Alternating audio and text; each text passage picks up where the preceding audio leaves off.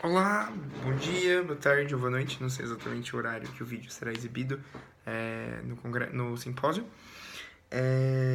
Gostaria de me apresentar, eu sou Pedro Henrique Lopes, eu sou mestrando do PPG Arq da Unesp, da FAAC, do campus de Bauru, sou orientando da professora Norma Constantino e apresento aqui no Simpósio Brasileiro Online de Gestão Urbana o nosso trabalho que foi aceito.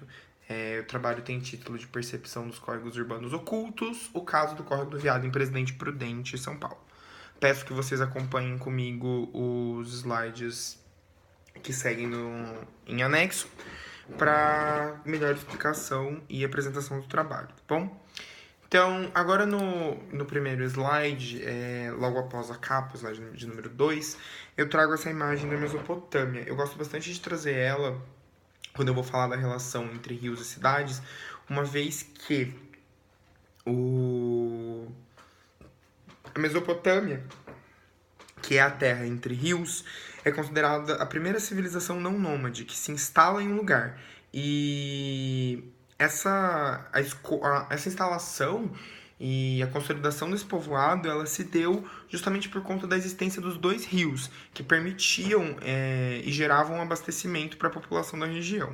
Então, essa relação entre rio e cidade ela é muito forte e muito necessária e complementar. No slide 3 eu trago essa imagem de Paris de 1555. Paris já havia se expandido, já estava além dos limites do rio Sena, mas a relação entre o rio Sena e Paris é muito forte, uma vez que o rio Sena foi extremamente responsável pela consolidação de Paris aonde foi. Trazendo agora no slide 4, eu trago a relação entre rios e cidades, os rios formando civilizações. Trazendo agora para o Brasil, eu trago essa estação da Correia, onde os cursos d'água que serviram de caminho para os colonos, porque ofereciam orientação, conduziam-nos com o movimento de suas águas, alimentavam-nos e saciavam sua sede. É importante considerar que, no Brasil, o processo de interiorização que adentra o interior do estado do interior do país está muito atrelado à existência dos rios e as expedições que ocorreram através dele. E é então através desses rios que o território foi sendo adentrado. Trazendo agora no quinto slide, eu venho com a questão dos patrimônios religiosos. O que seria então um patrimônio religioso? Trazendo a citação do professor Nilson Guinardello, um fazendeiro ou um grupo deles doava terras rurais à Igreja Católica, que passaria a zelar pelo futuro povoado, sob a proteção religiosa de um santo, em geral determinado pelo doador. Quando um fazendeiro doava, então, essa área, ele escolheria uma fração que oferecesse água corrente para os futuros moradores. Afinal, sem ela não tinha como fazer a formação de uma vila, uma vez que a água era extremamente necessária para o abastecimento dessa população. Então, agora, vindo para a cidade de Presidente Prudente, que é a cidade de objeto do nosso estudo, eu tenho então a formação de um patrimônio não religioso. No sexto slide eu trago essa imagem que mostra os dois núcleos de Presidente Prudente. A Vila Goulart e a Vila Marcondes. A Vila Goulart circulada em azul e a Vila Marcondes em verde. Por mais que não se trate de um patrimônio religioso, as características eram as mesmas.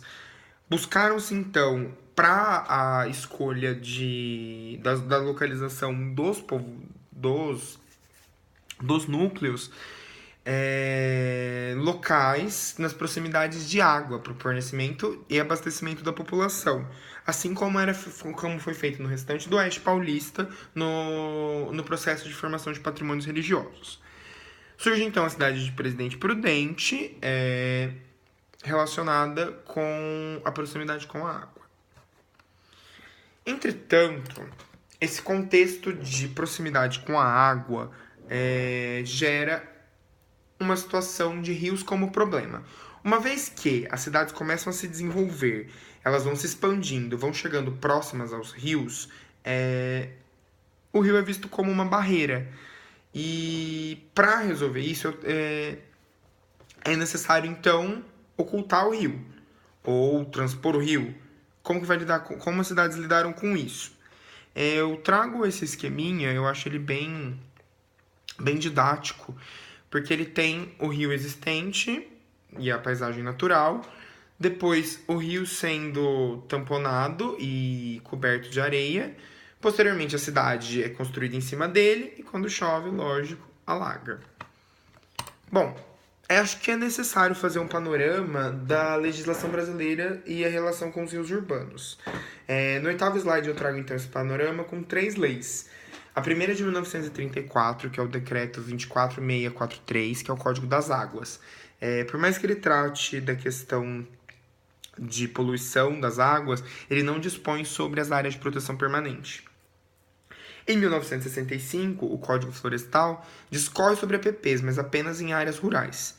Em 1979, a Lei 6766 é a primeira lei, então, que traz as APPs em áreas urbanas consolidadas. Por que eu acho que é importante ter esse panorama?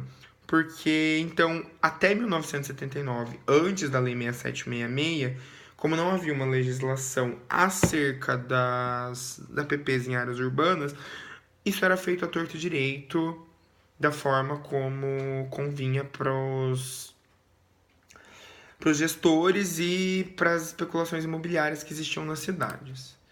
Então, nesse processo de ocupação das cidades, os rios foram vistos como barreiras que dificultavam e determinavam o desenho urbano, na maior parte dos casos sendo mascarados ou descaracterizados pelo homem, tendo suas margens ocupadas por habitações irregulares e as águas transformadas em coletores de lixo, trazendo então o que o Sanches traz pra gente no nono slide.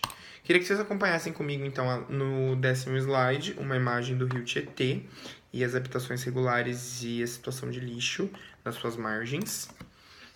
No slide 12, o canal da Costa em Vitória e a situação que o rio se encontra hoje numa das principais avenidas da cidade. E no 12º slide, uma imagem da enchente em Lençóis Paulista.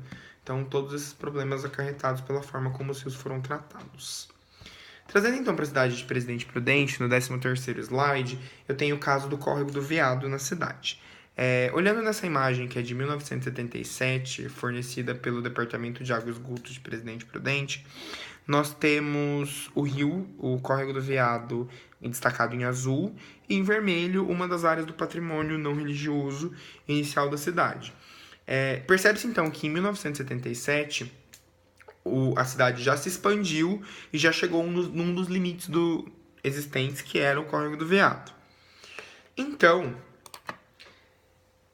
é necessário solucionar a situação dessa área de brejo e do rio como uma barreira. É criado, então, o projeto Fundo de Vale pela Prefeitura Municipal, que buscava, além de solucionar a questão sanitária do córrego do Veado, trazer um espaço para a cidade de caráter inovador, tirando essa paisagem de brejo existente. O projeto, ele, num primeiro momento, os recursos vieram do Fundo de Desenvolvimento Urbano e do Departamento de Obras e Saneamento, e ele é finalizado pelo projeto Cura. Bom, então, em 1977 é decidido que precisava ser feito alguma coisa para solucionar esse problema, e como a gente pode ver no 15º slide, o rio, essa imagem é de 1999, ela traz o córrego do Veado já canalizado e a criação do Parque do Povo ao redor desse córrego canalizado. Entretanto, por conta das pressões, acreditamos que sejam tanto quanto políticas, quanto de investidores de especulação imobiliária e da própria população, o rio, da forma como se encontrava, não era interessante. Então, peço desculpas. No 16º slide, a gente traz essa imagem de onde o rio já está totalmente oculto na paisagem. O rio foi então tamponado e o parque subiu e foi construído de forma a negar totalmente o elemento do rio na cidade. No 17º slide, eu tenho uma imagem de um dos respiros na extensão do parque, onde é possível ver o córrego do Veado hoje, nessas galerias que se encontram embaixo do parque. São algumas existentes em toda a extensão do parque. Bom, sendo assim, traz-se um questionamento. Como perceber um elemento não visual na paisagem? O autor Juan Palasma, em seu livro Olhos da Pele, ele traz que a percepção da cidade é, na verdade, uma experiência multissensorial, onde o corpo não é uma mera entidade física, ele é enriquecido pela memória, pelo passado e pelo futuro. E para melhor entendimento do espaço, devem ser consideradas todas as sensações apreendidas pelos outros sentidos do corpo humano. Isso fez muito válido para o nosso trabalho, uma vez que o nosso corpo ele se encontra oculto. Então, para entender como se dá a percepção dos usuários nesse espaço, a gente precisa de uma abordagem multissensorial. Tem-se, então, como objetivo identificar a relação atual entre o Córrego do Viado e a cidade de Presidente Prudente, levando, então, à percepção multissensorial desse espaço. E a metodologia, então, foram aplicadas 90 enquetes até o momento com os usuários do parque e foi pedido para que eles elaborassem mapas mentais. Entretanto, esses mapas mentais, eles não são apenas de elementos visuais. Foram questionados e indagados os usuários de modo que eles apresentassem para a gente as diversas sensações multissensoriais que eles possuem com o espaço. Bom, no 20º slide eu trago então um gráfico que sumariza as nossas respostas. Quando questionado se os usuários percebem o córrego e de que forma, 43% disse não percebê-lo de forma alguma. A maior resposta depois dessa foi pelo cheiro, 26,7%. Depois nós tivemos quando chove e alaga, pelos buracos nos respiros, pelo barulho e pelo frescor.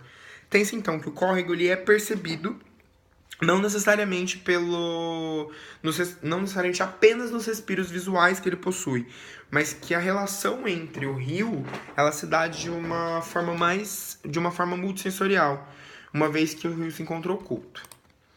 Bom, agora no 21º slide eu trago, no 21º e no 22º eu trago 2 mapas multissensoriais que foram elaborados pelos usuários.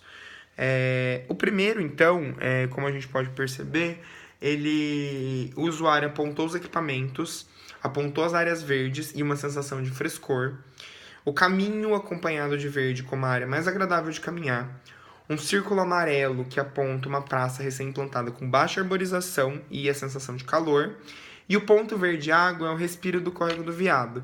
E ele apontou para mim, no momento da entrevista, que ele é um espaço de mau cheiro frequente no parque. Então, como a gente pode perceber, é muito difícil perceber um espaço apenas de forma visual, principalmente quando a gente tem um elemento como o Córrego do Viado que se encontra oculto.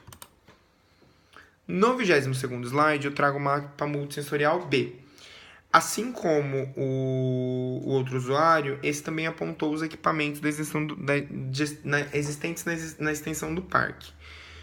Apontou os estabelecimentos localizados na região do parque, uma vez por ser morador das proximidades e fazer uso desses estabelecimentos. E as áreas verdes, maior arborização e sensação de frescor. E uma coisa que foi muito interessante nesse usuário é que ele apontou as áreas escuras como sensação de insegurança, causada pela falta de iluminação nos períodos noturnos, mas também por conta de ser as primeiras partes que alagam do parque com o início das chuvas. Então, ele cita o córrego por conta da existência do alagamento. Isso está relacionado com uma sensação de insegurança. Bom, os resultados. Os elementos naturais, como é o caso do Córrego do Viado, eles não podem mais ser considerados como esse elemento outro na cidade. Essa visão que aconteceu até 1979 e que resultou na paisagem urbana de Presidente Prudente com a criação do Parque do Povo.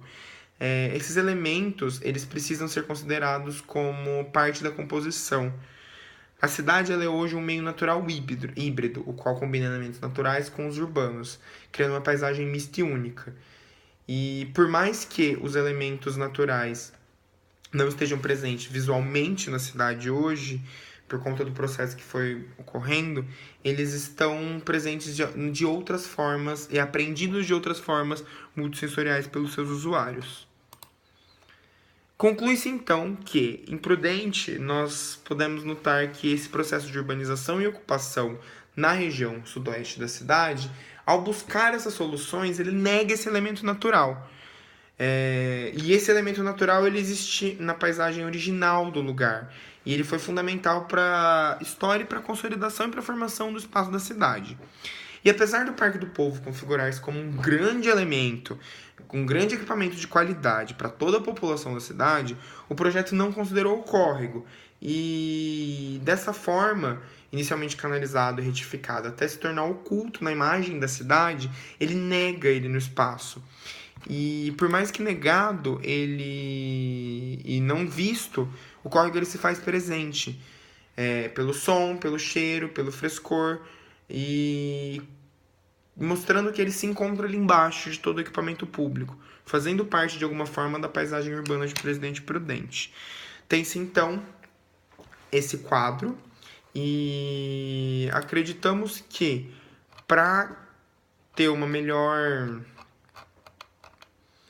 melhor produção de um espaço urbano, a paisagem ela pode ser definida como um território produzido e praticado pelas sociedades humanas. E o valor paisagístico de um lugar, ele não pode ser considerado mais como